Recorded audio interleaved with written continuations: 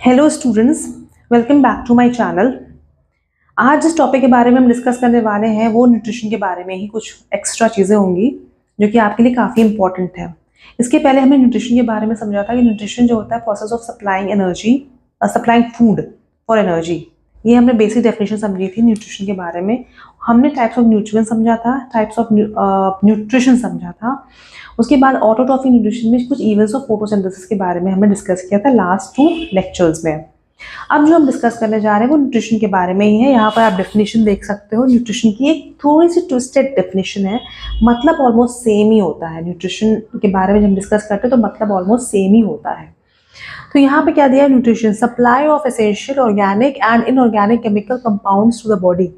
तो एसेंशियल ऐसे होते हैं जो कीमती टाइप, जो बहुत ज़रूरत होती है बॉडी को, यानी कि बॉडी जो होता है अगर इन न्यूट्रिएंट्स को सप्लाई नहीं करेंगे तो उनकी फंक्शनिंग जो होती है उस पर इफेक्ट हो जाएगा, राइट। तो इसीलिए उनको इसीलिए उनको एसेंशियल न्यूट्रिएंट्स कहता है, एसेंशियल कहा जाता है। एसेंशियल क्या? ऑर्गेनिक और the inorganic chemical compounds the body. अब यहाँ पे ऑर्गेनिक भी हो सकता है, हमने पढ़ा था ऑर्गेनिक न्यूट्रिएंट और इनऑर्गेनिक न्यूट्रिएंट, वही चीज़ है। ऑर्गेनिक न्यूट्रिएंट में जो बात होती है, ऑर्गेनिक जो होता है वो होता है तुम्हारा carbohydrates, fats and protein, vitamin भी इसमें आता है। और इनऑर्गेनिक जो होता है वो मिनरल्स वगैरह होते हैं, जैसे कैल्शियम हो गया, फॉस्फोरस हो गया, आयरन हो गया, तो वो इनऑर्गेनिक होता है। लेकिन एक तरीके से वो केमिकल कंपाउंड भी हो सकते हैं, वो केमिकल चीज़ें हो सकती है, right. Kind of it all these organic और इनऑर्गेनिक कंपाउंड जो होते हैं कोई ना कोई केमिकल के फॉर्म में होते हैं, वो एक तरीके के केमिकल ही होते हैं। तो ऑर्गेनिक और इनऑर्गेनिक केमिकल कंपाउंड्स को सप्लाई करता है एसेंशियल जो होते हैं बॉडी के लिए, वो सारे। ओके, उसके बाद फिर हमें ये समझना पड़ेगा कि जो न्यूट्रिएंट्स सप्लाई होते हैं, न्यूट्रिएंट्स क्यों चाहिए होते हैं हमारे बॉडी में। न्यूट्रिएंट्स का कोई ना कोई इंपॉर्टेंट फंक्शन होगा, तभी तो बॉडी में वो एसेंशियल कहे जाते हैं। तो यहाँ पे हम समझेंगे नीड कह दो, रिक्वायरमेंट कह दो, कि यहाँ पर जो न्यूट्रिएंट्स होते हैं उनकी नीड क्या होती है, रिक्वायरमेंट क्या होती है। सबसे पहली चीज़ होती है, न्यूट्रिएंट्स हमारे बॉडी में इसलिए चाहिए होते हैं क्योंकि हमारे बॉडी जो होती है वो ग्रो करती है। ग्रोथ के लिए न्यूट्रिएंट्स बहुत इंपॉर्टेंट होते हैं, स्पेशली जब बच्चा छोटा होता है तो उसकी ग्रोथ के लिए जो होते हैं वो न्यूट्रिएंट्स बहुत इंपॉर्टेंट होता है। तो न्यूट्रिएंट्स क्यों चाहिए होते हैं? Building up new sales for growth, ठीक है। तो ग्रोथ के लिए न्यूट्रिएंट्स की रिक्वायरमेंट, तो पहला चीज़ होता है ग्रोथ। ग्रोथ मतलब होता है, ग्रोथ का मतलब होता है न्यू सेल्स बिल्डिंग, ठीक है। Building of new sales, building of new sales, किस चीज़ के लिए? ग्रोथ के लिए। तो ग्रोथ जो होती है, अगर न्यू सेल्स बनेंगे ही नहीं तो ऑब्वियस सी बात है कि ग्रोथ पॉसिबल नहीं हो पाएगी। तो building of new sales for growth जो होता है उसके लिए न्यूट्रिएंट्स की जो होती है रिक्वायरमेंट होती है। सबसे पहला चीज़ ये होता है। ग्रोथ के बाद दूसरा इंपॉर्टेंट टर्म होता है जिसे हम लोग कहते हैं रिपेयर। अब हमारे बॉडी में जो सेल्स होते हैं उनका वियर एंड टियर होता रहता है, क्योंकि काफ़ी टाइम से यूज़ हो रहे होते हैं। तो काफ़ी टाइम से जब सेल्स यूज़ हो जाते हैं तो कहीं ना कहीं वो सेल्स जो होते हैं वो बोर्न आउट हो जाते हैं, वो वियर एंड टियर उनका बहुत ज़्यादा हो जाता है, या कुछ सेल्स काम करते करते इंजर्ड हो जाते हैं, कोई ना कोई इंजरी हो जाती है। तो रिपेयर के लिए तो क्या करते हैं? Providing material for the repair of the worn out and the injured cells. तो यहाँ पर क्या होता है, दूसरा इंपॉर्टेंट चीज़ क्या होता है, दूसरा रिक्वायरमेंट क्या होता है, वो होता है रिपेयर।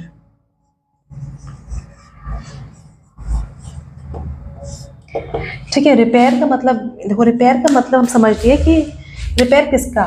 तो भाई जो हमारे ओल्ड सेल्स हैं, worn आउट सेल्स हैं, इंजर्ड सेल्स हैं, राइट, उनके लिए मटेरियल जो प्रोवाइड करता है उसे कहते हैं रिपेयर, ठीक है। प्रोवाइडिंग मटेरियल, यहाँ पे क्या था, बिल्डिंग ऑफ न्यू सेल्स, इसमें क्या था, मटेरियल प्रोवाइड करना for the repair of the worn out and the injured cells. Repair और providing material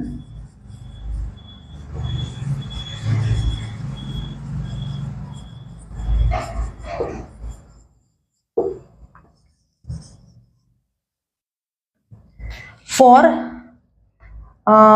repair of worn out or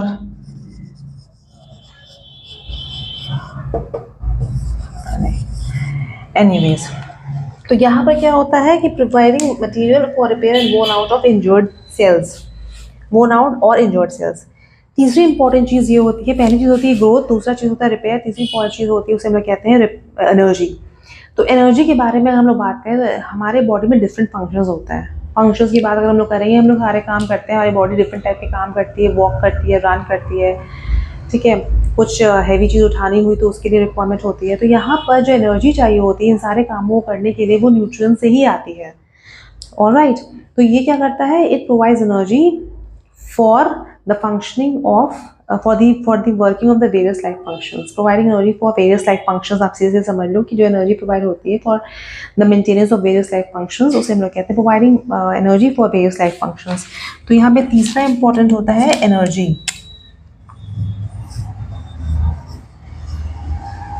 energy for various life functions, for life functions.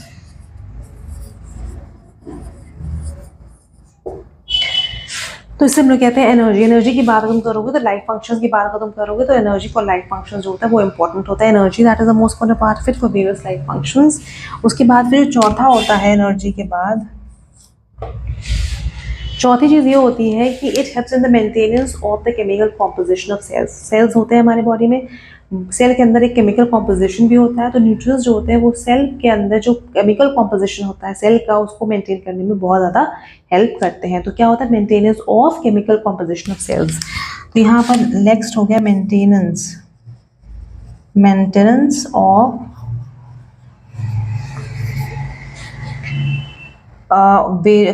cell composition, chemical composition of cells, prepare maintenance of cellular chemical composition of cells, chemical composition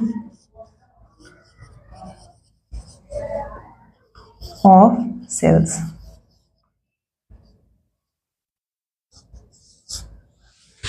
तो यहाँ पे हमने 4 points पढ़ लिए, maintenance of chemical composition of the sales.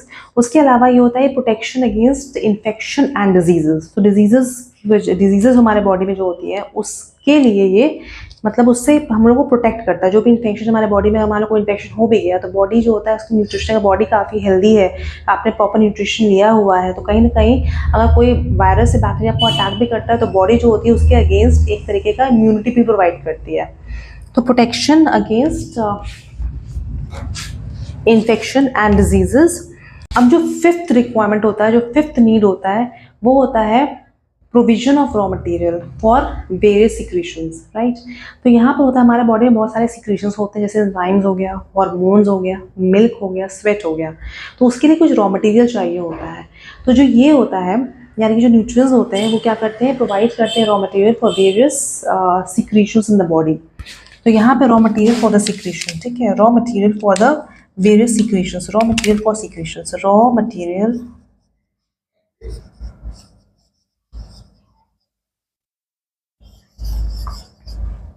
For secretions. Secretions में हमने समझ लिया एंजाइम्स हो गए, हार्मोन्स हो गए, या फिर आपका एंजाइम्स भी इंपॉर्टेंट होता है, हार्मोन्स भी इंपॉर्टेंट होता है। उसके अलावा जो होता है जैसे मिल्क हो गया end of course I have talked about sweat. तो ये सारे जो सिक्रीशंस होते हैं, इन सिक्रीशंस को बनाने के लिए रॉ मटेरियल की चाहिए रिक्वायरमेंट होती है, जो कि न्यूट्रिएंट्स से आता है। उसके बाद जो लास्ट पॉइंट होता है, 6th पॉइंट, वो होता है provide protection against diseases and infection. तो protection against diseases and infection की बात हम लोग करेंगे, protection against diseases and infection.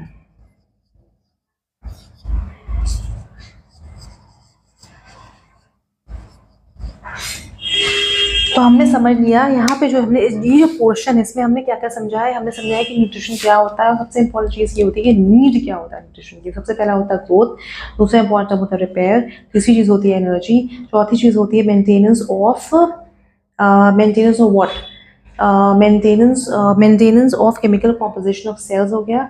उसके बाद फिर providing raw material for various secretions in the body and the protection against disease and infection.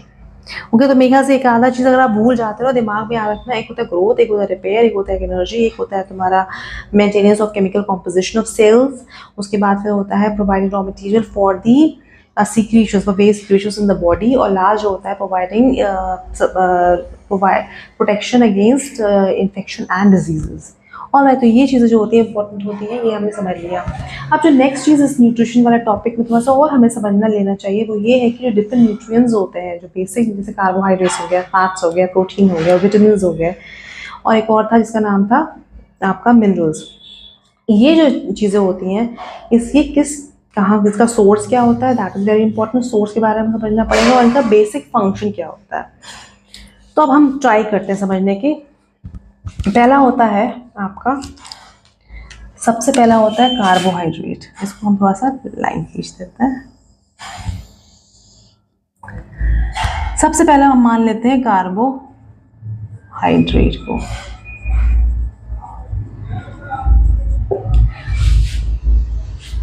अगर हम कार्बोहाइड्रेट की बात करें तो कार्बोहाइड्रेट का सबसे इंपॉर्टेंट फंक्शन क्या होता है वो हमने समझा हुआ है, ऐसा नहीं है कि हमने इसके बारे में पढ़ा नहीं है।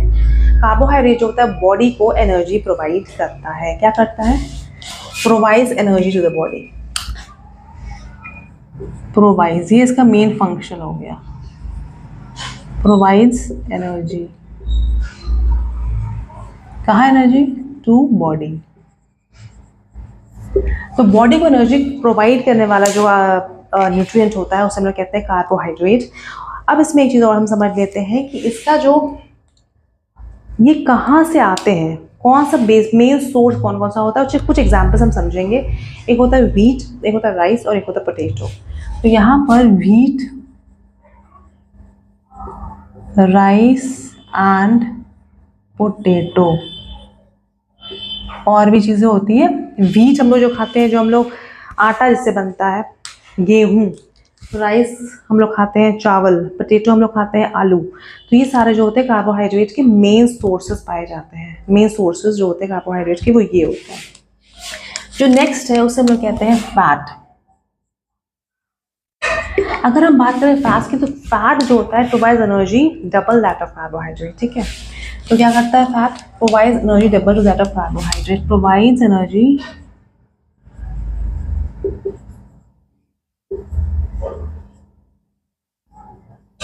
डबल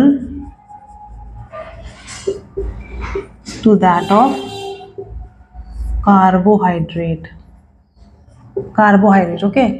और एक और चीज इंपॉर्टेंट इसमें होती है, शॉक एब्जॉर्बर की तरह काम करता है। It acts as shock absorber.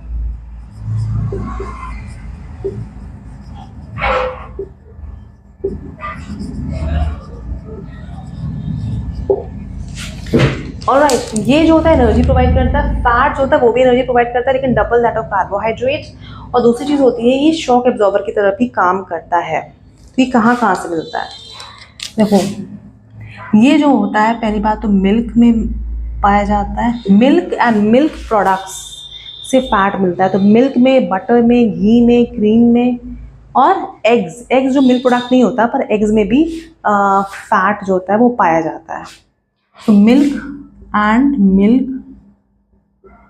Products में पाया जाता है, जैसे कि आपका हो गया बटर, घी, क्रीम एटसेट्रा। और किस में पाया जाता है? एग्स में भी पाया जाता है। इसके बाद जो नेक्स्ट होता है उसे हम लोग कहते हैं प्रोटीन। क्या कहते हैं? प्रोटीन।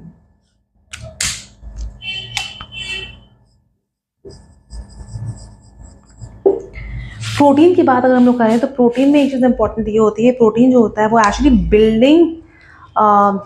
बॉडी बिल्डिंग फूड कहा जाता है। क्या कहा जाता है? Body building food. कौन सा फूड? बॉडी बिल्डिंग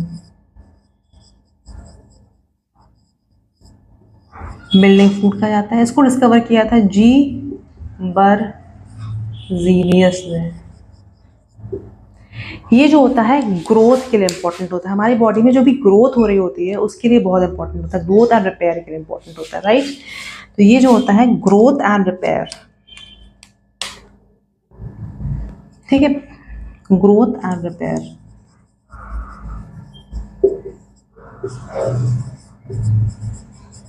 इसका जो स्मॉलेस्ट यूनिट होता है उसे हम लोग कहते हैं अमीनो एसिड्स। ये अमीनो एसिड्स का बना होता है। इसका जो स्मॉलेस्ट यूनिट होता है वो अमीनो एसिड्स कहा जाता है। ये कहाँ किस में पाया जाता है? ये बहुत सारी चीज़ों में पाया जाता है। ये तुम्हारा मिल्क में भी पाया जाएगा, उसके बाद फिश में, मीट में, एग्स में, soybean is a great source of protein. Even जो पल्सेस होती है हमारी उसमें भी बहुत सारा प्रोटीन पाया जाता है। ऑलराइट, तो इस तरीके से समझ लीजिए आप। मेन जो हमें समझना है वो ये है कि ये जो होता है ये पाया किस में जाता है। सबसे पहली चीज़ होती है मिल्क, याद रखना, मिल्क में, एग्स में, मीट में, फिश में, सोयाबीन में, पल्सेस में, पल्सेस। तो ये कुछ इंपॉर्टेंट वाले हैं जो आपको याद रखना बहुत ज़रूरी होता है एग्जाम में। अगर मान लो कोई एग्जाम्पल पूछ लिया जाए कि सोर्स ऑफ प्रोटीन क्या क्या है, तो सोर्स ऑफ प्रोटीन आपको पता होने चाहिए 4-5 एग्जाम्पल, तो यहाँ पे आपको समझ में आ जाएगा। उसके बाद जो नेक्स्ट होता है उसे हम कहते हैं वाइटामिन्स। वाइटामिन्स जो होते हैं ये कई सारे होते हैं, मैनी वाइटामिन्स, ठीक है, many vitamins, many in number. और इसको जो डिस्कवर किया था that was G Funk, FUNCK, G Funk ने डिस्कवर किया था। ये जो होता है बॉडी की जनरल हेल्थ को मेंटेन करने के लिए होता है। तो क्यों होता है? Maintain general health of the body, maintain general health, health के लिए इंपॉर्टेंट होता है। अब विटामिन्स की बात अगर हम लोग करेंगे तो विटामिन्स का सोर्स कौन कौन सा होता है? इसमें कई सारे सोर्स होते हैं। सबसे पहली चीज़ होती है फ्रूट्स, वेजिटेबल्स, फ्रूट्स इंपॉर्टेंट होता है, वेजिटेबल्स इंपॉर्टेंट होता है, और एक और इंपॉर्टेंट होता है, इसे लोग कहते हैं मिल्क। इन सब में तुम्हारे विटामिन्स पाए जाते हैं, इन सारी चीज़ों में विटामिन्स पाए जाते हैं। उसके बाद जो नेक्स्ट होता है उसे हम लोग कहते हैं मिनरल्स। क्या कहते हैं? मिनरल्स। अब देखो मिनरल्स जो होते हैं जैसे कैल्शियम हो गया और फॉस्फोरस हो गया, ये भी एक मिनरल है। ये strengthening of bones and teeth के लिए इंपॉर्टेंट होता है। तो कैल्शियम एंड फॉस्फोरस की बात हम लोग करेंगे तो कैल्शियम जो होता है वो calcium, phosphorus, strengthening of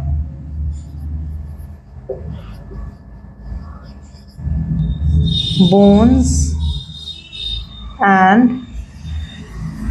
teeth के लिए इंपॉर्टेंट होता है। दूसरी चीज़ जो होती है उसे हम लोग कहते हैं आयरन। आयरन किसके लिए चाहिए होता है? For forming haemoglobin.